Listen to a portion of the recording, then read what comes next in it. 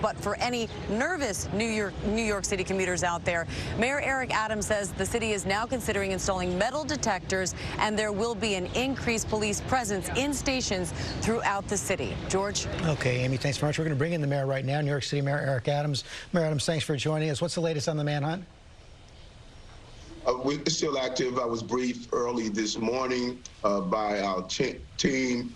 We're still actively pursuing the person of interest, and we're asking all New Yorkers if they see something, not only say something, but do something, and that's notify the local authorities or call our tip hotlines. Frank James is linked to the U-Haul. He's linked to the fireworks. We've all seen the videos. Any doubt he did this? Still up to the police department to make the final determination. We have not upgraded yet. It's still at a person of interest status. Probably more evidence is going to allow us to do so. We want to be extremely careful here because not only must we do an apprehension, but we have to prosecute. And things that happen at the beginning of a case can actually get in the way of the prosecution, and we don't want this person to get away. Do you believe the shooter acted alone? As of this time, we don't have any evidence that would tell us that anyone participated with him. So at this time, based on the preliminary investigation, we believe he was alone. We heard Amy talk about that suggestion for metal detectors in the subway. Is that inevitable? Yeah, it's not the traditional metal detectors that you see at airports.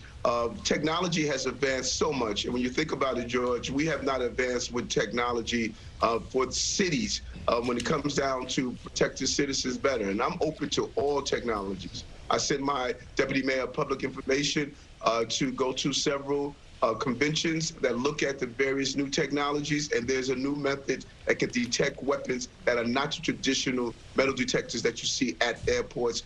You don't even realize it's there, and we're going to look and explore these measures. You've already doubled the number of police officers patrolling the subways. What more can you do?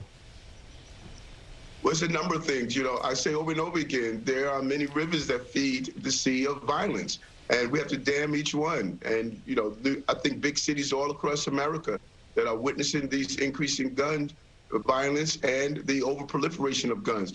George, we removed 1,800 guns off the street during my time as mayor in a little over 3 months, yet they continue to flow. And this is what we're seeing all across our country.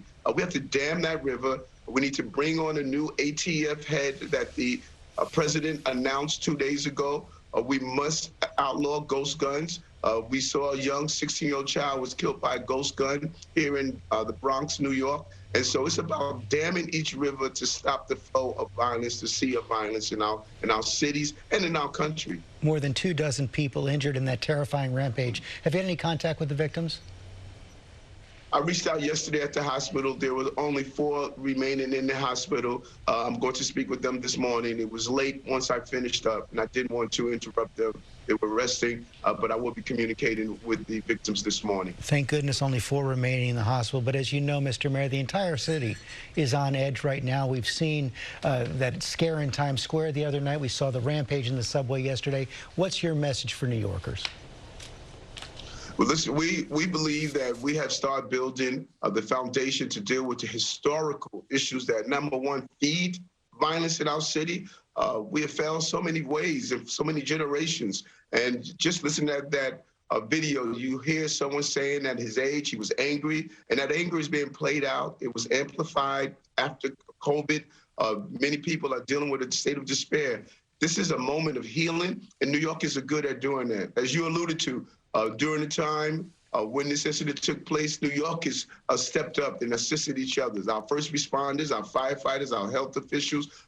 This is a moment New Yorkers are going to come together, and we're going to zero in on these acts of violence and make this city the safe city that we know it could become. Mayor Adams, thanks for your time this morning.